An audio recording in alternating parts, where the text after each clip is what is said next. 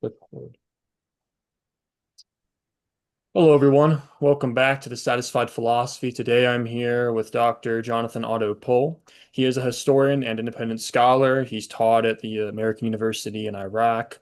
I believe he has 3 books published, and his PhD is from the University of London. So today we're going to be discussing the influence of religion and the role of religion in the USSR and how people that were religious were treated in the USSR and the different complexities and minutiae of that. So I'll let him take it away. Thank you so much for coming on the channel today. You're welcome. So one of the first questions I kind of wanted to get into really was sort of give a brief overlay of the evolution of religious treatment in the USSR, starting from Lenin's time up to the later perestroika and all that. Well, basically, obviously, Marxist-Leninist ideology, going back to Marx before Lenin kind of tries to implement things on the fly, and there's not much Marx has to implement. It's mostly criticism of capitalism, is atheist. So you have an officially atheist ideology as opposed to the French Revolution and Mexican Revolution, which is just anti-clerical. And they're going to impose this upon a multi-religious, multi-ethnic empire. So there's a whole host of problems already in that you have very little blueprint and a lot of complex problems to begin with. Uh, so initially, the idea is that the Soviet government, when it stabilizes after the Civil War, and after recovering, so you have the new economic policy and you have the height of Korenizatsiya, which is the concessions to national minorities taking root. Then you have, starting really in the same time as collectivization 1930, a real hard crackdown on religion, particularly religions that are affiliated outside of the territory of the Soviet Union. And these tend to be smaller groups. So Roman Catholicism for ethnic Poles and some of the Germans, about 20% of them. Lutheranism for the most of the ethnic Germans, as well as the small Latvian and Estonian populations that had moved to Siberia. Uh, Smaller, even the Mennonites, who become kind of difficult because, like the Jews, they're kind of an ethno-confessional group. That where did the ethnicity and the religion separate is very hard to tell. And of course, there's the Jewish population, which again, where does Judaism, the religion, separate from Jewishness as a nationalnost? Is the problem the Soviets confront here because they're pro-Jewish nationalnost, just like they're pro every other nationalnost, except for the Russians in the beginning. But they're against Judaism like they're against every other religion. So, but it's hard to separate, just like in the case of the Mennonites, because the culture and ethnicity is based upon the religion. And then there are, of course, the larger groups, Islam in Central Asia, the Caucasus, the Urals, which is a problem because after the Russian Orthodox Church, Islam is probably the second largest religion in the Soviet Union, some 20% of its population being nominally Muslim of some sort, mostly Sunni, except for Azerbaijan, which is Shiite because of the Iranian influence. Uh, but a large enough population that you see that they make more concession to Islam than they do to almost any other minority religion. And of course, there's the largest one, the Russian Orthodox Church, which was one of the pillars of the Tsarist government. But you can't, as it were, and Peter the Great had already found this out, you can't just crush it. You have to co-opt it, which is what the Soviets ended up doing, following in many ways what had happened under Peter the Great, this kind of co-option of the Russian Orthodox Church as an arm of the Soviet state. But in the 1930s, there was really an attempt to suppress all religion, and it basically just drives them underground. They don't cease to exist. And then during the Second World War, they're trying to mobilize any support they can, so they end up with a series of concordants with various religious groups, particularly the Russian Orthodox Church. They established four Muffiats for Islam, three Sunni and one Shiite in Azerbaijan for the Muslim population. It was even during the war concordant with the Baptists, Hmm. who are not ideologically in favor of the Soviets at all, but they consider themselves patriotic Soviet citizens. And unlike the Mennonites, who were illegal until 1967, they're not pacifists. They're willing to fight against take up arms and fight against the Germans for the Soviet Union. So during the war, the legalization of many of the religious groups. The Mennonites are still banned until 67, but you see there's a concordant with the Russian Orthodox Church, with the Muslims. There's a concordant uh, with the Catholic Church. Uh, the Lutherans are only legalized after the war. The first Lutheran church is built in Kazakhstan, Hmm. I believe, in 1950. Fairly late, by Eugene Bachman, who was one of only three Lutheran pastors that's still alive at that time. His wife, Berta Bachman, wrote one of the first accounts of being deported into Kazakhstan as a German.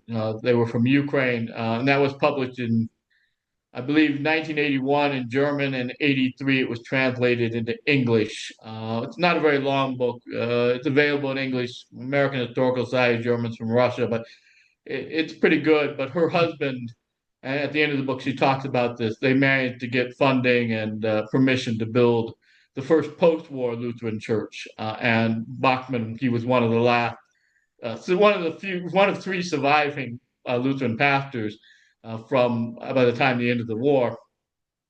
So generally, what they called the sectarian churches, particularly the Protestants, were heavily repressed, in part because they were associated with ethnic groups that were in Western and Central Europe: German, Poles, Latvians, Estonians, Lithuanians. And this also applied to, of course, the Catholic Church, which is mostly Polish and Lithuanian and German, and some Latvians. The Russian Orthodox Church, as I said, generally allowed to exist in its structure as long as it was politically subordinated to the Soviet state. And this occurs fairly early on in the Soviet reign because it would not have been uh, prudent for the Soviet government to allow opposition in a large religious organization like that. So it had the top was co-opted in exchange for being allowed to continue to have a structural existence. And the same thing largely happened to official Islam, although there's lots of unofficial Islam that is in opposition to the state, particularly in the Caucasus and Central Asia, places like Chechnya and Tajikistan. Uh, but one of the things that in Islam, for instance, they had two uh, madrasas opened up in Uzbekistan that were internationally recognized throughout the Islamic world, one in Samarkand and one in Bukhara.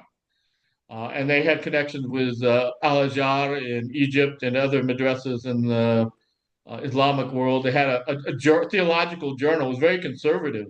It was like old school Islam, not at all progressive. Kind of strange given the Soviet state itself was obviously officially atheist. Hmm. It's very interesting. Yeah, one of the things that's come up in my study of religion in the USSR, it's not my main focus. I do ancient history, but I try and dip into modern history from time to time, is this sort of apocalyptic movement that sort of took place in the 30s leading up to the war. It largely affected the Protestants in the USSR. There was a lot of like Protestant apocalypticism. Some of the Orthodox got involved and the Muslims got involved as well. Can you kind of give some insight on that more?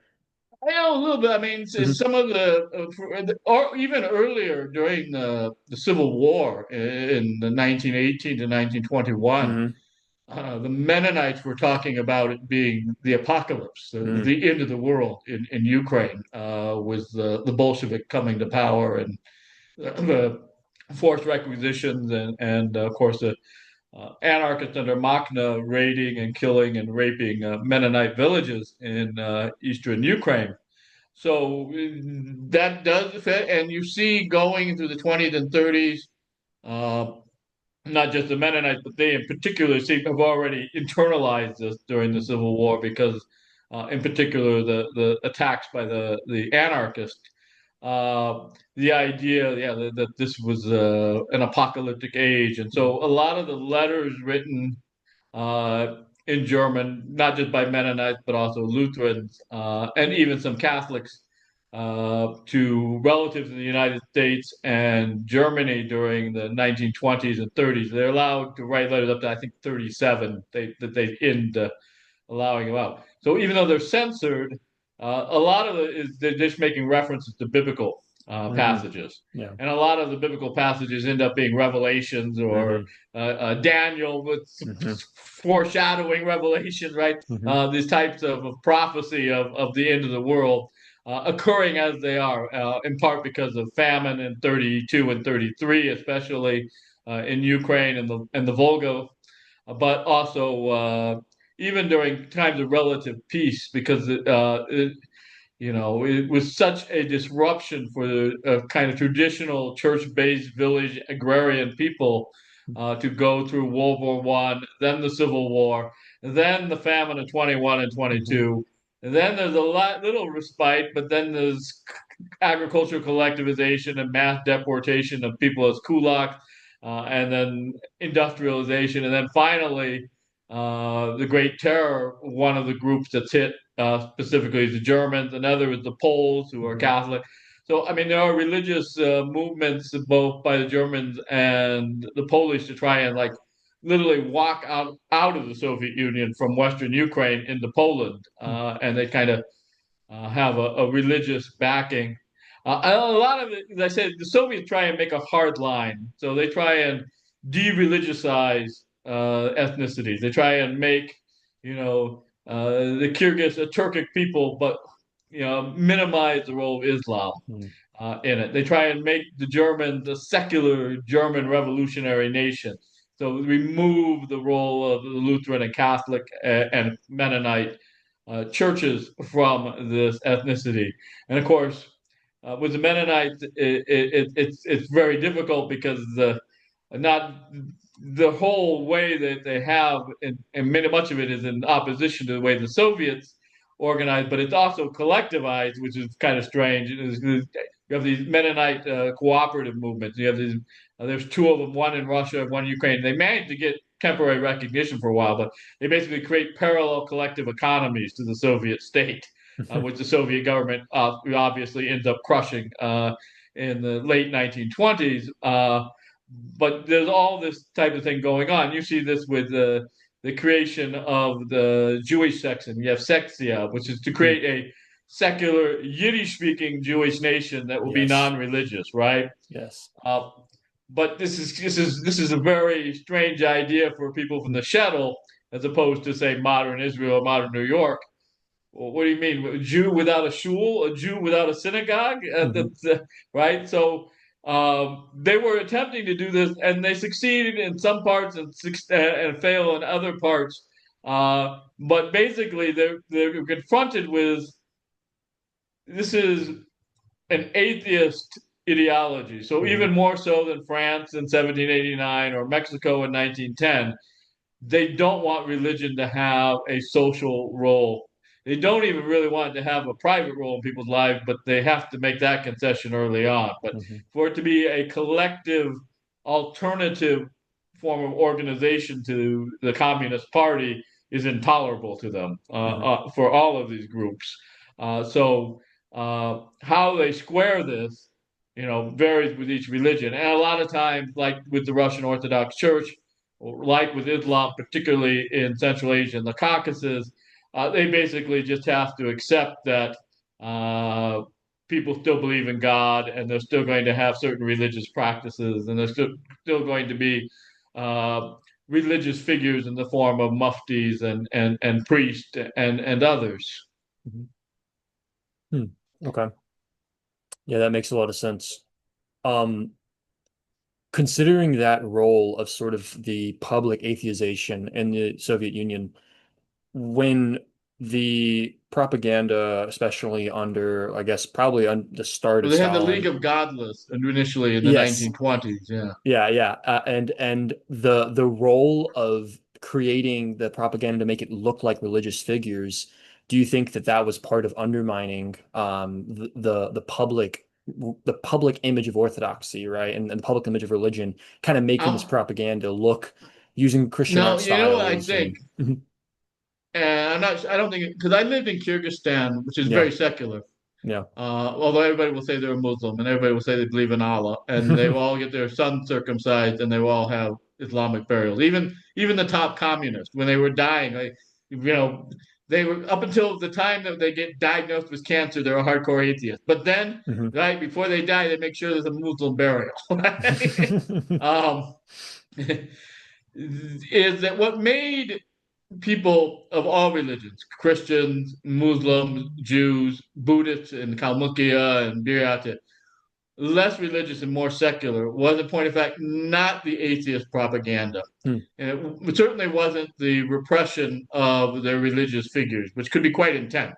There were a lot of priests, a lot of Buddhist monks, a lot of other religious figures that were killed by the Soviet government, going all the way back to the 1918-1921 period under Lenin and the Civil War, and of course increasing under Stalin. And this anti-religious campaign to shut down all the churches and mosques and Buddhist temples and synagogues in the from 1930 on was the materialism Hmm. that is just like in the West, right? The standard of living gets higher and people get interested in, well, we have a better house, Mhm. we can get a car. I mean, not that many people got cars in the Soviet Union, but there were some people who did. But there was, compared to what existed under Tsarist Russia, by the time you got to the 1960s, 1970s, the standard of living of those who had survived was much, much higher in material form. And so that they had things like washing machines, they had things like television and radio and schools and whatnot. And certainly by the time you get to where it starts to decrease again in the early 1980s, if you compare comparatively, the Soviet Union did much better, particularly Asian areas, than a lot of the areas near them. So, for instance, if you compare Central Asia in 1917 to Afghanistan, it's about the same level. Hmm. But by 1967, 1968, the standard of living in Soviet Central Asia in terms of access to material goods and education and access to healthcare is higher than in Turkey or Iran, which were not low standard of living countries relative to the Yeah. rest of Asia. So there's this huge increase, particularly in the poorest areas. And that really kind of sidelines Islam. Right? It's not so Mhm. much important in those areas. I think the same thing was going on in Russia with the Russian Orthodox Church, Mhm. and even areas that were traditionally more devout. Lithuania, after it's occupied Roman Catholic, uh, and of course, uh, even the German minority after the deportation and dispersal, they become less religious, not during the Stalin era, Mhm. where religion just goes underground, but during the post-Stalin era, when basically uh, they're treated not as well as Russians, but much, much better than they were. So, I Mhm. mean, basically, their standard of living is going up as well in the 60s and 70s up until the 80s. So, I think that ironically, they probably delayed Hmm. secularization by being so repressive in the 30s. If they had just been, well, we're going to be an economically a developmentalist dictatorship, and you can do whatever you want in terms of the religious sphere, it probably would have like decreased belief among everybody, Hmm. Christian, Muslim, Jews, Buddhists, much faster. Hmm. Interesting.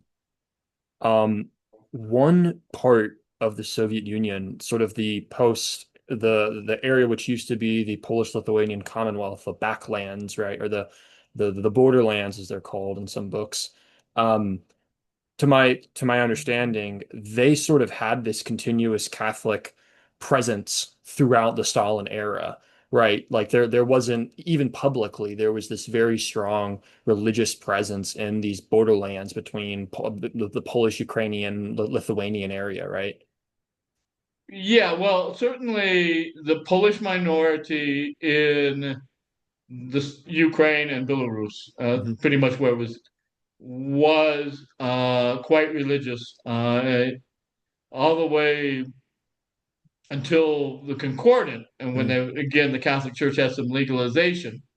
Uh, so in 37, 38, there was a massive attack against ethnic Poles, but it kind of extends to other Roman Catholics. And you see, if you look at the numbers, there's a lot of Belarusians by language or ethnicity, nationality. A lot of them speak Russian, but Hmm. they're Roman Catholic.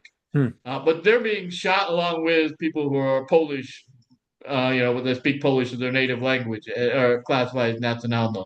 So it's kind of a lot of times the people on the ground implementing this are not don't make real sharp distinctions. So Hmm. basically, Yeah. like, yeah, if you're a Catholic, you're Polish, and the Polish operation says we're going to Yeah. root you out as spies, right? So Hmm. you see this all earlier in the anti-Kulak operation, right?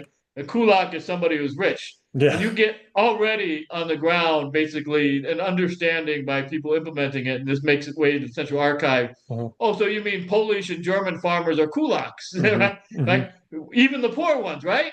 And of course, officially, no, but all the way up into fairly high ranks, you'll see people like in areas where there weren't very many, Hmm.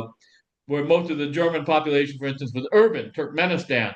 Hmm. And you hear them talking about that, all the Germans are kulak colonizers to the marrow of their bones. Well, they live in Ashgabat. How can there be a kulak? There's no farmland. It's a Yeah. city.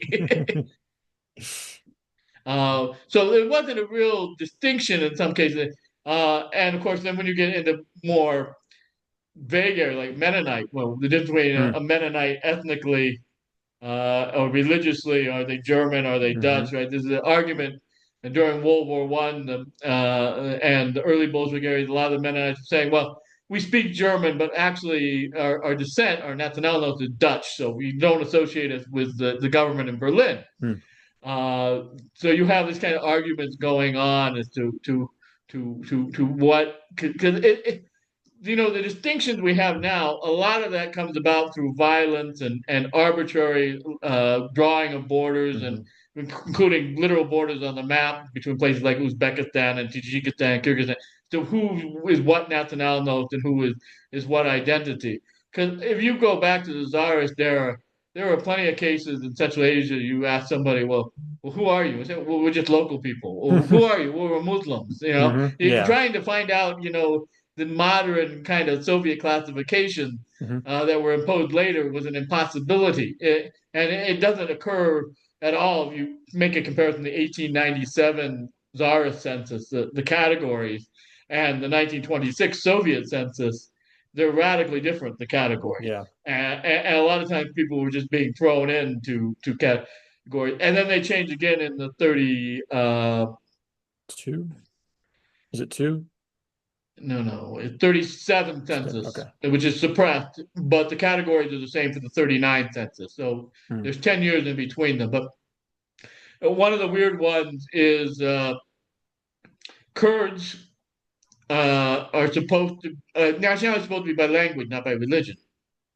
So Kurds and Yazidis, though, in the 26 census, they both speak Kurmanji Kurdish, are Hmm. separate nationalities. Hmm. And then they're merged into a single one in 37 because they both speak Kurdish. But the difference is the Kurds are Sunni and Hmm. Yazidis have their own religion.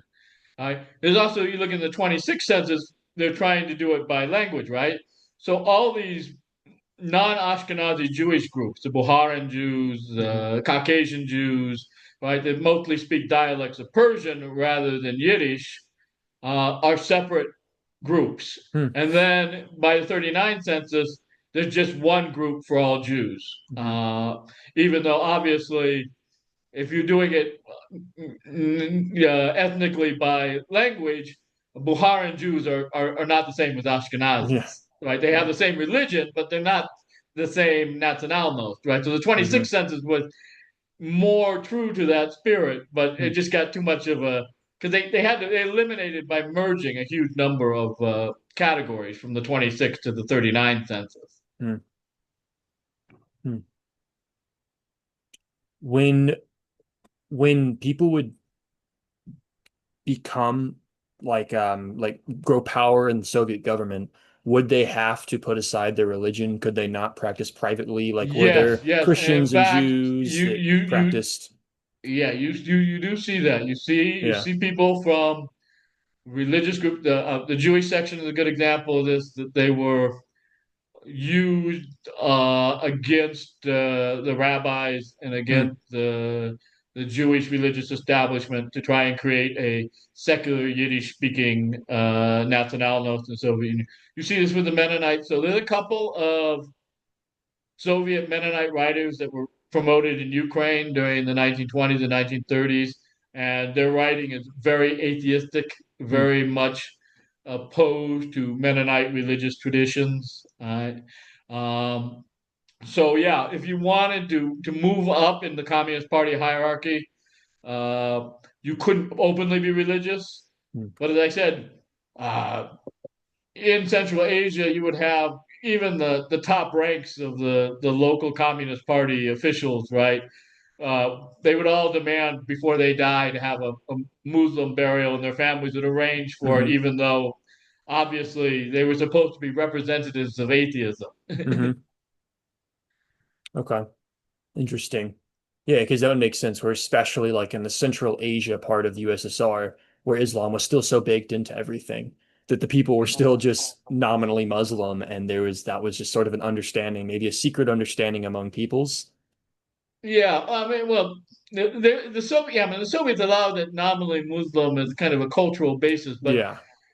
in reality, it does mean still that they do believe in God. So Hmm. this the atheist part was never they managed to Mm. strip a lot of the rituals out of it. So as I said, basically a Central Asian Muslim uh, will generally have only a few things of Islam. The big one, of course, is the men still get circumcised at age Hmm. 4, Sunni rather than Shiite Yeah. tradition. Uh, and the burials, they Hmm. often have Islamic marriages, although a lot of times they would have the secular marriages in the Soviet Zak's house of marriage. Hmm. They won't eat pork, Yeah. but a lot of them will drink alcohol. Um, and it very they shut down most of the mosques. Hmm. Only a few were reopened. So there was a lot of in the post World War II Soviet era, a lot of kind of underground house mosques because, and this was the same for churches. Right, so Christianity, and Islam share an idea. You know, the church is the people, so you don't, or Hmm. the mosque is the people, so, the ummah. So you don't need to have, a fancy building. You can like have it in somebody's living room, and you can, lead a religious service. So that happened a lot. Yeah. Uh, but they did like kind of strip out a lot of the public Hmm. uh, celebrations, right? So um, it's only after the Soviet Union collapses that people publicly celebrate Eid. Although there were a lot of people that fasted during Ramadan during the Soviet era, they just didn't tell anybody, Hmm. right? You just skip lunch, and and since you're in an all Kyrgyz or Kazakh or Uzbek factory, nobody cares. But Hmm. um, those types of things they weren't able to really root out, but they could basically get it out of the public sphere, replace it with Instead of a cross, there's a sickle and hammer. Instead of Hmm. a crescent, there's a sickle and hammer. Instead of a Star of David, there's a sickle and hammer. Hmm. That's interesting. Hmm. Okay, yeah, that makes sense. Yeah, because I was just wondering the how many people in government remained religious, and you're saying some did, but they were very secretive about it. Like there was no. Well, because if you were openly religious, Hmm. technically you couldn't join the Communist Party. Yeah, because it The was a different Communist Party was loyalty. only about Yeah. 7% of the total population of the Soviet Hmm. Union. It varies. Some nationalities, like Germans, very and Chechens, very low. Hmm. Others, Russians, about average. Hmm. Jews are above average, right? Hmm. But if you were openly religious, you could not join the party. And joining the party, of course, gave you a huge advantage Yeah. in being advanced in good jobs and getting good benefits and other things. So there's a 7% minority throughout the Soviet Union that Hmm. are in this elite as members of the party. Right? And that is excluded to people who are openly religious, regardless of what religion it is. So, So okay, that makes sense. So like the Germans, the Jews, like so the Jews also had to be non-religious Jews, right? They had yes, to, yes. The okay. ones in the right. The thing is confusing here. Technically, the term Jew in the Soviet Union, they use the evre, which really means Hebrew, Hmm. right? Is a nationalnost, Yeah. right? So it's an ethnicity. Um, and the Soviets tried to remake it as an ethnicity based upon Yiddish language culture, Hmm. right? But that's not how Yiddish evolved after Jews evolved, right? So there were Hmm. Jews first, then Yiddish. It's Hmm. not that the language created the ethnic group; the religion created the ethnic group, and then the language in Central and Eastern Europe became this form of German written in Hebrew characters, right? But no, I mean the whole point of the Jewish section, right, was to try and make you know Jewishness secular and atheist Hmm. as a ethnicity rather than a ethno-confessional group. Right now, they Hmm. failed at that, like they failed at all this other remaking. Right. So when I say Jews have a higher membership in the Communist Party, I'm talking about specifically people who have line 5 of their internal passport. Nationalno says that they are Jewish. Hmm. Right. These people officially are supposed to all be non-believers, but as I've said, high-ranking members in the Communist Party in Uzbekistan and Kazakhstan, who were supposedly atheists, all turned out to still be believing Muslims when they died. So Hmm.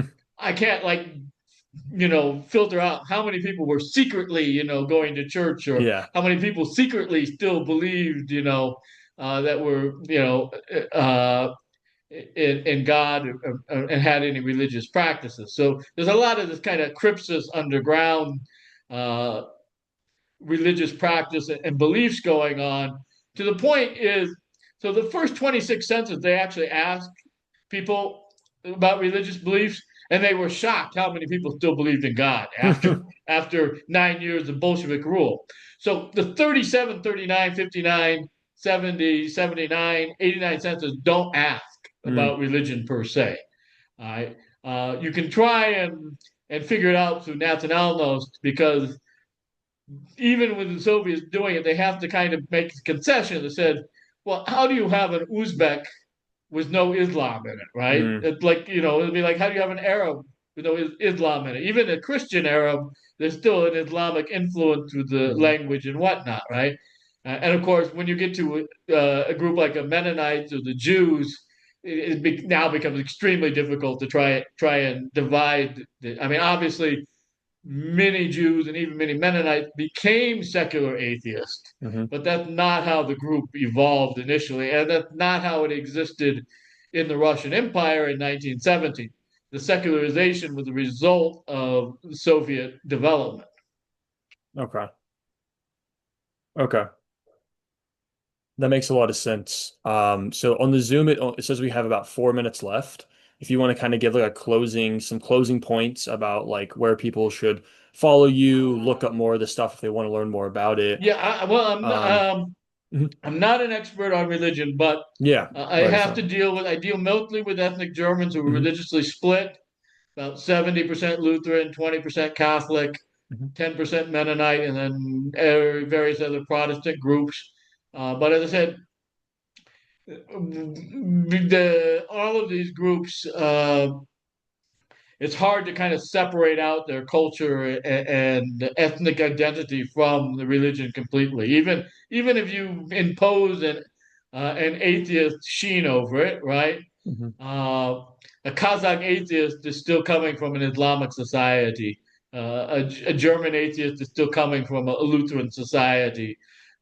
Even the Russians, right?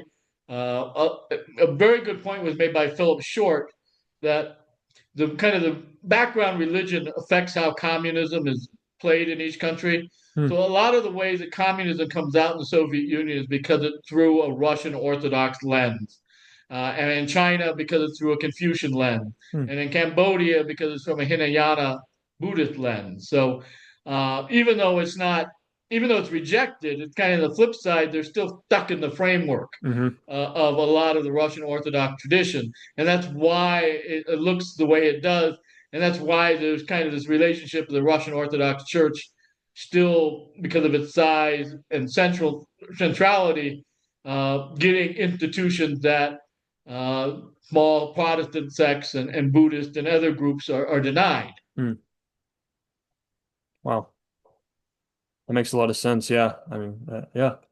Okay. Thank you so much for You're coming welcome. on. This was a wonderful talk. I learned a lot. Like I said, I do ancient history, but I try and dive into religious history in the modern world as well. And so this was a So, good so, so what are you refresher. studying exactly? Yeah, so I do work on the New Testament, Greek work. I do work on early Christianity. So that's my main thing. Greek Orthodox? I'm Greek Orthodox, yeah.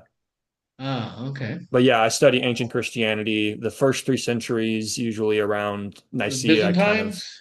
earlier, like 0 Oh. AD to fourth century Christianity. Okay. Yeah, I'm way in the Before the ancient. split. Oh, right Yeah. after the split. Uh, Well, the split was in 1050. So way like the Second Temple Jewish time, and then up to 200 years after Jesus is sort of where I stop. So. yeah, one of the interesting things is the Mhm. small Orthodox churches.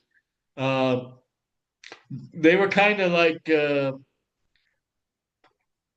left alone. Yeah. Uh, so there are Greeks that were practicing Greek Orthodoxy in Ukraine and Hmm. Crimea and Georgia and whatnot, and Bulgaria. But they're so small that it's not an issue like with the Catholics or the Lutherans. Yeah. I might look into the role of Greek Orthodoxy in the USSR. That's something good to look into. But okay, since we have a minute left, so I'm just going to tell people to follow you on X. Your X account is where I reached out to you. Yeah. You have great posts. I like your posts a lot. They're good. Um, to definitely Mhm. check out your recent book, the one on the years of silence, right? That's all about if people are interested in seeing this genocidal attitude towards ethnic Germans in the USSR. And those are the two things that I know you by. So that's what I'm going to plug for you. All right. Well, thank you. Yeah, and I'll put those in the description of my YouTube and I'll send you the link once it's posted. All right. All right, have a nice day. Thank you. You too.